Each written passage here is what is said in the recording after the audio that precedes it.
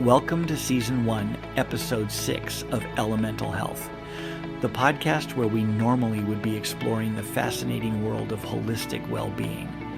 However, today we're going to be doing something a little different.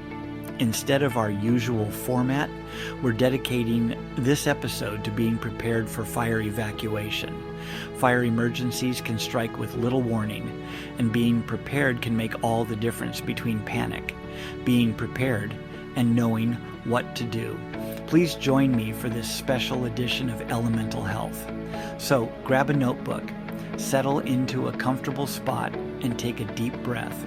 Let's dive into this crucial topic that could one day save your life, your possessions, and maybe even your home. I'm your host, Dr. Michael Murray. I'm a chiropractor that's been in practice for over 20 years, a certified massage therapist, a Reiki practitioner, as well as a survival strategist. For those of you listening around the globe, we are located in Los Angeles, California. The wildfire storms that occurred in Los Angeles in the first few weeks of 2025 had me thinking what I would take in the event of an evacuation. We actually did have evacuees staying with us for 2 weeks. They were eventually able to go back, and they were one of the lucky ones. Their home was still standing. I know nearly 16,000 people were not so lucky, and many people in the Palisades took many weeks after the fires were all out before they were permitted to go back to the homes that were still standing. The two largest fires burned a combined area of 37,734 acres and destroyed a combination of 15,798 houses. These numbers only take into account the Palisades and the Eaton fires. Before we dive into today's episode, I want you to take a moment and look around your home. I mean, really look at it. The photos on your walls, the comfortable couch where you spend your evenings, your kids' artwork on the fridge. Now imagine just having minutes to decide what to take with you, knowing you might never see any of it again. Do you know where everything is that you should take? Do you know where everything is that you must take? That's exactly why I created this episode. Today, we're going deep into fire evacuation preparedness, and I mean very deep. We're going to spend this episode covering everything you need to know to protect your home and evacuate safely if the worst happens. Trust me, this isn't fear-mongering.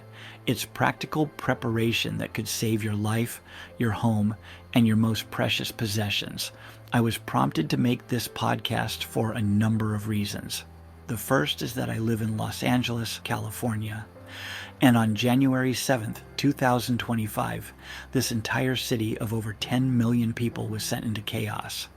7 wildfires broke out in my area, all at about the same time. 3 of them directly threatened my home. There were a few days that my neighborhood was completely surrounded by fires.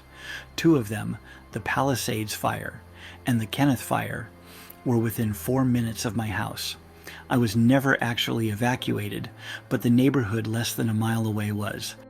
I did start to pack in the event I needed to evacuate. Another reason for recording this podcast was because as my neighborhood stood in the balance of being evacuated, I was receiving numerous evacuation checklists from friends through my many social media accounts. All of these lists were very good, but all had some very important items missing from them that you would not want to leave behind in the event of an evacuation. Each checklist was missing a different item, so I decided to create this podcast where I combined many of the lists, asked artificial intelligence to fill in some blanks, and I actually thought of a few more while writing this. Here's a roadmap of what we will be covering today. First, we will be talking about what you need to do right now. The key is preparation. Many of us watched the interview with 10 times Olympic medalist swimmer Gary Hall Jr., who saw the Palisades fire far up on his hill, and he then began to evacuate his home. He was able to get out his dog, insulin, and 1 painting of his grandfather. He was returning to his house to retrieve his 10 Olympic medals when, as he describes, fire raining down from the sky. He was only able to leave with those 2 items and his dog. He stated that he thought he had at least 30 minutes, if not an hour, based on where the fire was up on his hill, behind his house, and how fast the flames were moving. He said in his interview that you don't really know. The sky was raining fire onto him and his car after only 3 minutes. This is the ember shower that blows long ahead of the actual fire for quite a distance. I discuss this next. The good news is that the International Olympic Committee said they will replace the 10 medals he lost in the fire. The reason so many homes were lost in this series of fires was not the fact that the fire raced through the city burning house after house. That just didn't happen. Conspiracy theorists will suggest space lasers were the cause of the fires. They suggest that the evidence for space lasers is the fact that only the houses burned and the trees did not burn. This was the same explanation that was suggested in the devastating fire that occurred in Hawaii in the city of Lahaina in August of 2023. Meaning the conspiracy theorists believe that directed energy weapons that are on satellites were the cause of both of these wildfires. The conspiracy theorists will argue that because only houses burned and trees did not, that space lasers must be the only explanation. There is a very logical reason as why only houses burned, sparing some of the trees. And space lasers are not it. Don't get me wrong, I'm a prepper, so by definition, I am also a conspiracy theorist as well. I have a whole host of weird stuff I believe in. Just space lasers starting the fires is not one of them. Oh, don't get me wrong, space lasers are real. Just in my opinion, they didn't start these fires. During the wildfires, the flames create their own weather system. The intense heat creates hurricane-force winds as well as fire tornadoes through a process called convection. The intense heat from the fire causes the surrounding air to rise rapidly. As it rises, cooler air rushes in to replace the air that rose. This new air heats and also rises, creating an endless loop. The resulting rushing of air is responsible for the intense winds. The larger the fire, the stronger the winds. It is this wind system that is what is used to define a firestorm. During the January 2025 wildfire storms, there were high sustained winds of 70 miles an hour and wind gusts up to 100 miles an hour. This created what has been described as a fire hurricane that propelled embers a significant distance ahead of the fire's head. These embers are what is responsible for catching multiple houses on fire. The trees will burn if the actual firehead moves over them, but if only embers are blowing, often there is enough water in the tree to prevent its destruction. The wood in the houses, however, do not have any water, and thus will burn much more quickly. We all remember from the television coverage entire blocks in both the Palisades and Pasadena.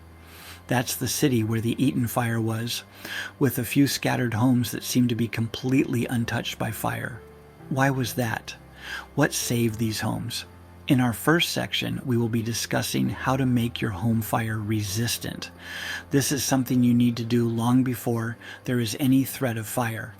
Then we will be discussing the steps to be taken days before you need to actually evacuate, like finding those hard-to-find documents and getting them ready to take with you. We will then get into the part you are probably listening to this podcast for.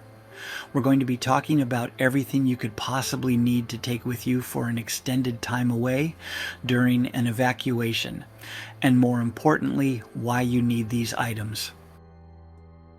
Let's dive into part 1, making your home fire resistant. Let's start with one of the most critical aspects of home protection, making your home ember resistant. Flying embers can travel for miles ahead of a wildfire and are often responsible for home ignitions. Here's what you should do to make your home ember resistant. This must be done long before the need to evacuate. This process can take days or weeks, so a good idea to start this weekend. I cannot emphasize how important this step is. As evidence from the wildfire storms of 2025 in Los Angeles, neighborhoods once thought safe from fire are no longer safe. I am a prepper, and when listing the types of emergencies, I was preparing for my specific situation in the middle of Los Angeles, far away from mountains, forests, and canyons. I never once thought about fire as a real threat. Today, it's at the top of my list. It's even above an electromagnetic pulse or the famed zombie apocalypse. We also hear horror stories about insurance companies pulling out of California completely, and likely other states due to communities that are prone to fire. I also read about a person in my area that did lose their home only to find out that, while they did have fire insurance, they were told by the insurance company that their home wasn't covered because the roof wasn't the correct kind of roof to qualify for coverage. But thank you for paying your premium all these decades. First, let's talk about your roof vents. These are particularly vulnerable to ember intrusion. You'll want to purchase metal mesh covers with openings no larger than 1/8 of an inch. Make sure to secure these covers with construction screws, not just regular screws. Why construction screws, you ask? Because during very high winds, typical of firestorms, regular screws can work themselves loose and send all your hard work sailing across the city, exposing your vents to the embers.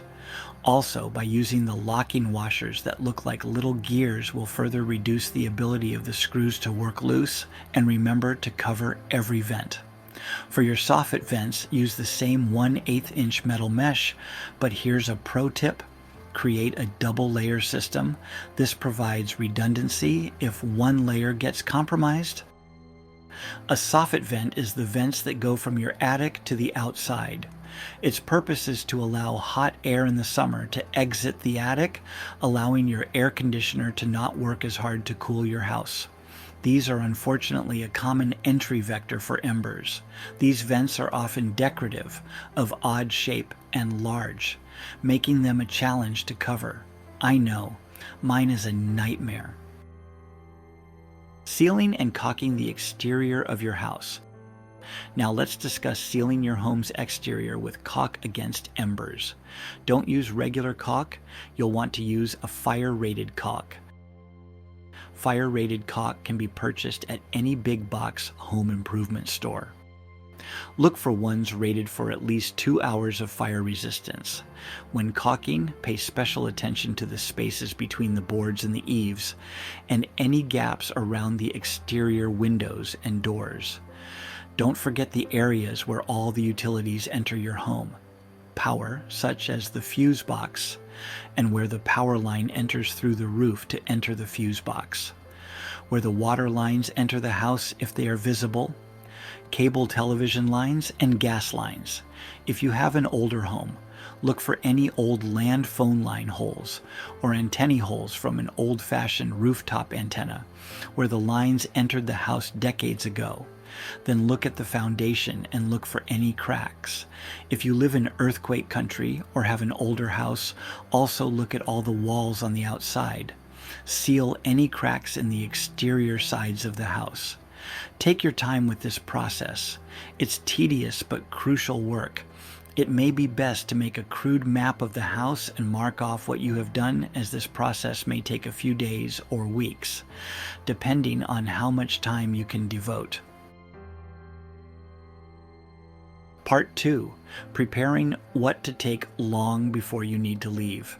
In this next section, I'll be talking about things you should do long before you ever have to evacuate. These are smaller things that you can do in less than a day. These are still important, and since you don't know when fire will strike, this should be done as soon as possible. Let's start by creating your digital safety net. First, you should back up your phones and computers. I used to store all my backups locally on my computer. I just didn't want to keep my entire life in the cloud on what I call the NSA servers. I actually told that to an Apple genius when he wanted to back up my phone to the cloud before a repair. After I explained all my backups were local on my computer at home and why, he smiled, nodded, and said, "Good. But now I put everything on the cloud. It would be just too complicated to unhook and take my entire desktop podcasting/gaming rig with me, even if I had hours to evacuate. So back up all your phones, all your computers, all your laptops, all your tablets, and all your smartwatches to the cloud and update that backup at least weekly. Next, you should print all your passwords for every account you have. If you don't already have all your login and passwords on a computer document, then you have a few long nights ahead of you. As an example, I have 336 account logins and passwords on my password document. If you have a password vault on one of those cloud servers, then that should be fine, as long as you have the login and passphrase for the vault either memorized or written down somewhere. Remember, you won't have your computer's browser that knows all your passwords with you. Also, create a separate list of all the bills you normally pay. List the company, phone number, and the website for all of those bills. Don't forget loans, car notes, gym memberships, and streaming services. Today's bills are much more involved than your parents' bills. And lastly, you should create a list of all your prescription medications, over-the-counter medications, and supplements you and your family normally take. Don't forget the pet medications if you have pets that are on medications. Also, if you have a digital wallet that requires a passphrase to access, don't forget to add that passphrase to your vault or your printed password document. Last thing you need is to have all your crypto inaccessible forever. Purchase a bunch of those stackable clear plastic storage bins. Make sure they are the heavy-duty ones with strong, secure lids, and make sure they can stack. Also, make sure you get them to fit whatever your primary evacuation vehicle is.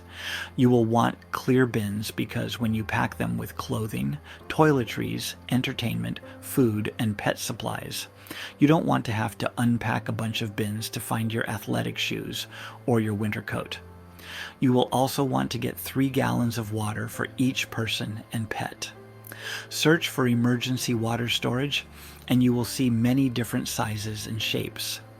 Get the ones that work best for your family, keeping in mind that your youngest or oldest may have to carry it or drink from it, so a mixture of large and small may be in order.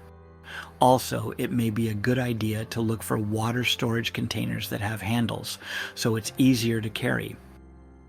I also recommend having a pitcher filter with a few extra filters. In the event you need to be away more, then your water supply will last. This way you can boil water and then filter it to refill your empty water containers. Pro tip, you can also boil and filter pool water from abandoned homes as a last resort.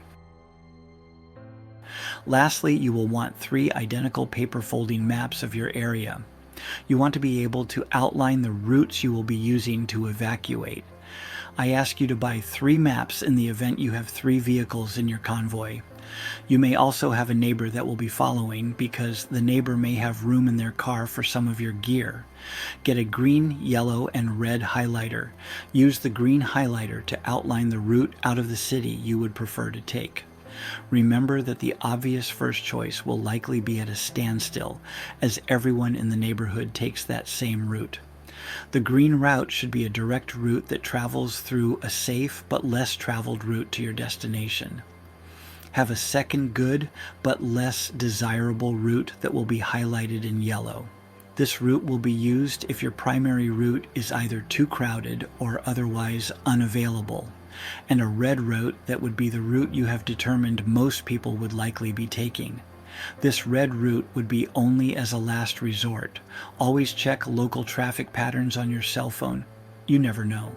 Perhaps the quickest way is the red route, the one everyone is taking. Just remember to make sure all 3 maps are identical. Another thing that must be done before the order comes to evacuate is to create a video of all your possessions. Start by opening all your drawers, cupboards, and closets all over your house. Walk slowly around your house, making sure you show everything. Every piece of furniture, every piece of artwork, every drawer, every cupboard, every closet. Don't forget any garages, sheds, vehicles, motorcycles, bicycles, power tools, and firearms. Even walk around the yard and include trees or expensive bushes you may have to replace later. Don't start and stop the video. The goal is not to make a perfectly executed music video with a lot of post-production and a soundtrack. We're not looking for an Oscar here. This is for the insurance company. They are not going to want to see any cuts in the video. You want to convey the fact that this is all the same house.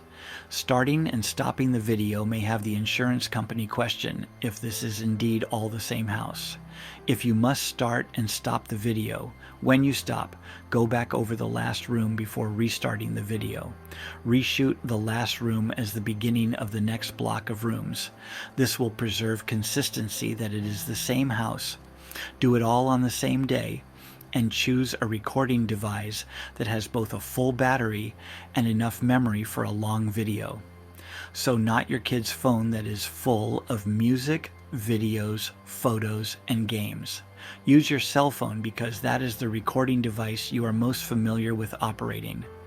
You don't want to be using a professional Blackmagic Cinema 6K video camera if you are only just learning how to use it. I can't count how many times I made the absolute perfect reel for Facebook, only to find I failed to press record. Now I would like to talk about something that may be a new concept for some of you. It's the red folder evacuation system. I actually thought I invented this, but during my research for this podcast, I saw that it's a real thing. My system is a little different, however.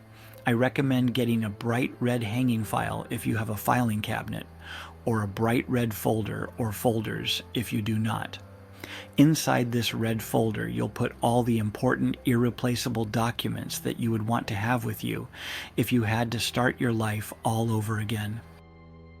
This red folder should contain copies of you and your family's driver's licenses, social security cards, birth, death, and marriage certificates, copies of any professional licenses, weapons permits, roadside assistance cards, all the family's credit and debit cards, warehouse membership cards, gym membership paperwork, the deed to the house if you have one, or copies your rental agreement if you rent, auto titles, any trusts, bonds, stock certificates, or other investment paperwork, tax returns for the past 5 years, and the most recent bank statements of all your family's bank accounts, the full multi-page auto insurance policies for every vehicle, your full multi-page homeowner's insurance policy. Do not plan on downloading your homeowner's insurance policy after an incident. I would absolutely want a copy that I knew was not altered by the insurance carrier after I made a claim. I can hear them now. Mr. Murray, I'm looking at your policy right now. It shows you are living in a house made of straw. Part 3. What to take and why do I need all this stuff? And how will I fit all this stuff in my car? This next section will discuss what I believe you would likely need with you in the event you need to leave your home for an unknown amount of time. I will be grouping the items into categories. You may want to group them into what goes into the plastic bins, or another way altogether. You do you. Most people will have to make choices of what to bring and what gets left behind due to space limitations in their vehicle. Always choose the largest, most reliable vehicle that you own. You should decide in advance if you will be taking one vehicle, or if you are going to convoy with more than one vehicle. If you need more room in your vehicles, consider arranging to bring a trusted neighbor that may be on their own and has a vehicle. You will benefit from their vehicle space, and they will benefit from all the stuff you brought that they would have never thought to bring in a million years. It's a win-win for everyone. The first items on the list to bring are all your personal documents. We just went over this. It will be all the items in your red folder. This should be kept in the very front of the top drawer of your filing cabinet or somewhere where you will always know where it is, like on your desk. This is assuming your desk isn't full of random papers and lawn care equipment. Vehicles. Will you be driving all your vehicles, or will one or more be staying home? If one or more are going to be weathering the storm, please remember to take a set of keys or the fob with you. If the worst happens and your home burns but your car miraculously survives, you will be glad you still have a key to that car. If you have time, you may wish to move any vehicles that you are not taking with you to an area outside the evacuation area, or at least away from the house, like to the street, unless you live in the canyon areas. The streets are often narrow through the canyons, and the fire department requests that you not move your vehicles to the street during a fire. Check your local ordinance if you live in the canyon areas. Many areas like the Topanga Township in Los Angeles, California, will not let you park on the street any time of the year for evacuation and firefighting reasons. If there are cars on the street, the fire department will not be able to get their equipment through. And as we remember from the news, the footage from Malibu during the Palisades fire, the fire department has no problem moving the vehicles blocking their path with extreme prejudice, with a bulldozer. Clothing you will be glad you brought. You will want to grab clothing for a variety of weather situations. Have some shorts and t-shirts, as well as jeans, sweaters, and jackets. Don't forget socks and underwear either. If you aren't traveling too far to evacuate and your work is not affected by the fire, you may want an assortment of work clothes as well. Also, plan on comfy shoes, as well as something you can walk in uneven terrain if the need arises. Okay, this is going to sound gross, but don't forget to bring your dirty laundry also. That's where your favorite clothes will be. You can always wash them when you get to your final destination. Don't forget your glasses, contacts, and contact care solution as well. Things your fur babies will need. Don't forget the doggy beds. I know they will take up precious cargo space, but you are going to be completely freaked out, and you actually know what's going on. Imagine what your animals are going to be thinking. They have no idea what is going on, only that absolutely everything is changing, and not in a good way. So expect some drastic changes in your animal's personality, and do not scold them for anything. They are just as messed up as you are, perhaps even more messed up because they can't talk to you to ask what the heck is going on. All they know is that going to the vet is the worst thing they know, and whatever this is way worse. Things like their beds, toys, and as normal of a schedule as you can give them will help wonders. And if you need to stop for potty breaks, always attach their leashes and harnesses before opening the car door. Even the most well-trained dog will run if freaked out. Yes, and don't forget their toys, blankets, leashes, harnesses, treats, poop bags, litter boxes, carrying case, and bring baby gates if you have them, or get some. You never know if wherever you are staying has a place in their home that pets are not allowed. Medication and first aid. Your mobile hospital. Bringing a first aid kit is essential. There are ones specifically made for the car, and ones made for the house. I recommend getting a paramedic EMT first aid kit or some form of deluxe first aid kit. There are also first aid kits specifically for cats or dogs as well. Have a list of all the prescription medications, over-the-counter medications, supplements, and special medications or medical devices such as a CPAP machine, insulin, oxygen canisters, asthma inhalers, or a battery pre-operated blood pressure cuff. I'll go ahead and include a flashlight in this section as well. Remember to bring extra batteries for any battery-operated devices. Especially important are extra batteries for medical devices that use batteries, like a blood pressure cuff. I recommend a thing you can get online called a battery daddy. It's a small plastic case that will hold a number of extra batteries of all types. It even comes with a battery tester, so you'll know if the battery you're about to throw out really is dead. Don't forget, if your pets have specific medical needs like medications, syringes, special food, or the cone of shame. Entertainment and maintaining morale. Unless you want to be hearing, "Are we there yet? Are we there yet?" And that's from the adults. Grab video games, a deck of cards, books, or a favorite board game that can be played at Grandma's house. You know, that place where even the adults aren't allowed to touch anything. Be prepared to go camping. If you have camping equipment and also have room to bring it, you may wish to bring some of the cooking and lighting items, especially if you do not have a place to stay and are banking on a hotel or motel room. When 250,000 people were all evacuated at once in Los Angeles during the Palisades fire and countless other fires, the evacuees were finding that there was no room at the inn. All the rooms were already booked, so if you do not already have plans in advance of where you are going to be staying, you may just be camping for a day or two. The items needed are a tent, sleeping bags. Pro tip about sleeping bags. 2 sleeping bags can be unzipped and then zipped together to make a roomy queen-size sleeping bed. A camping stove, camping lantern, an assortment of stackable pots, pans, and utensils.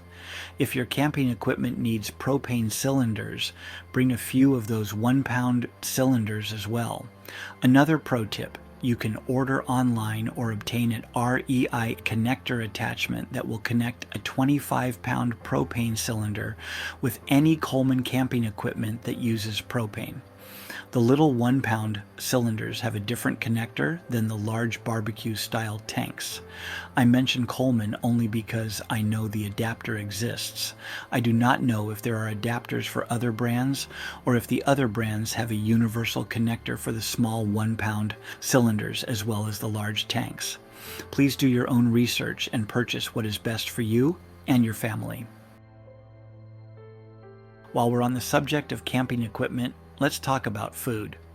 If there's any chance you'll need to camp during your evacuation, plan on bringing at least a few days' worth of supplies.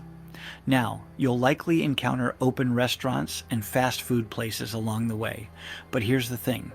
If your evacuation route takes you away from urban areas and into more remote territory, you don't want to be caught hungry with nowhere to turn.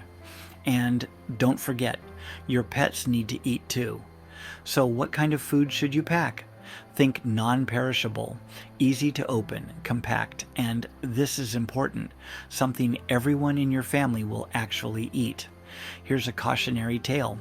Boxed macaroni and cheese might seem like a smart choice, but it requires milk and butter. Unless you're hauling a cooler, you're out of luck. Instead, reach for items like granola bars, trail mix, canned beans, peanut butter, crackers, beef jerky, or those ready-to-eat meals that need zero preparation. Of course, if you're planning to camp at an established campsite near town, you probably won't need to pack much food at all. There will be plenty of places to grab a meal nearby. The real key here is planning ahead. Know your destination. Will there be food available? If not, pack accordingly. And here's a pro tip. If you forget the can opener, don't panic.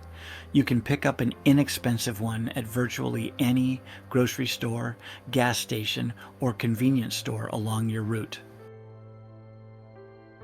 Lest we forget the toiletries, don't forget the toilet paper.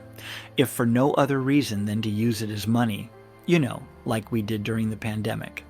And while you're in the bathroom, might as well grab the toothbrushes, toothpaste, razors, shaving cream, dental floss, lotion, chapstick, shampoo, hair ties, Q-tips, and feminine products.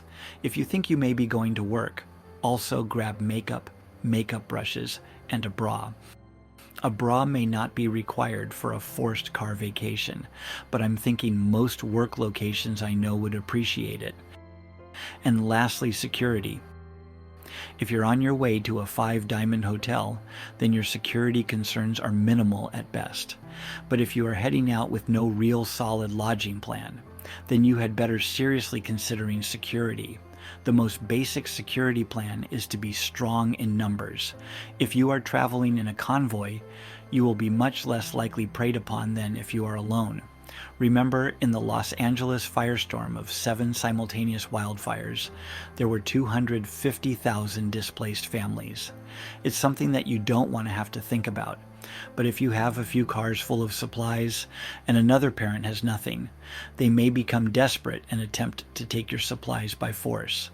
I don't remember any such things happening, but it's not beyond reason. Dogs offer security by way of an early warning system. Pepper spray and a hand taser are good non-lethal ways of persuasion, but nothing beats a good old-fashioned firearm for asserting your refusal to be robbed. But at this point, you either have a gun or you don't. If you do, you will already know how to use it, I certainly hope, and you will have already packed it. If you do not have a firearm, then the other methods of security will work just fine. I must state that if you are carrying a firearm, you must carry it in a way that is compliant with the local laws in your state or local municipality. And please always take not only a class on firearm safety, but also refresher courses every few years if you are not practicing with it on a regular basis.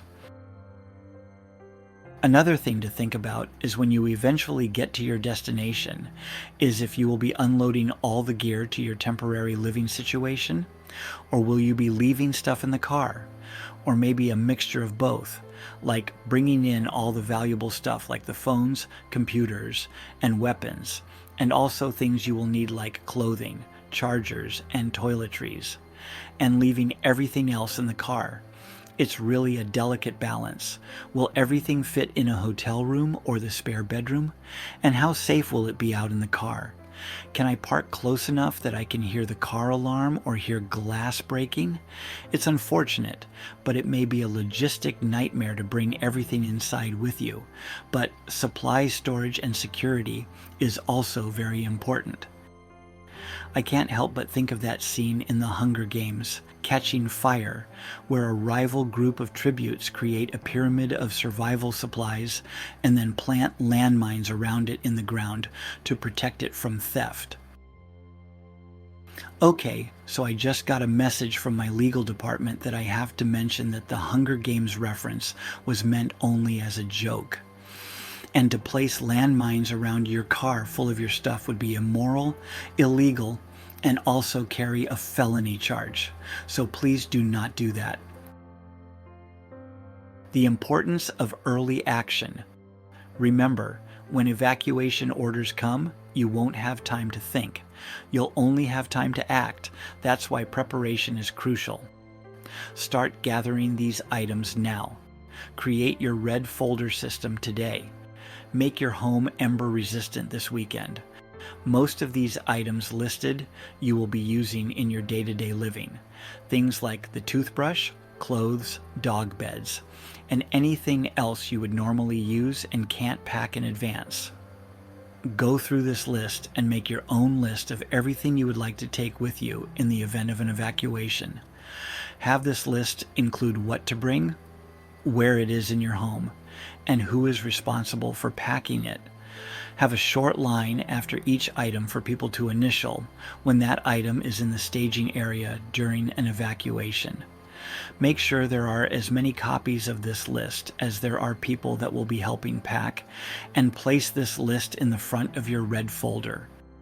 When you get the order to evacuate, start staging all the stuff near the door. If there is time, do a final inventory before packing the vehicles.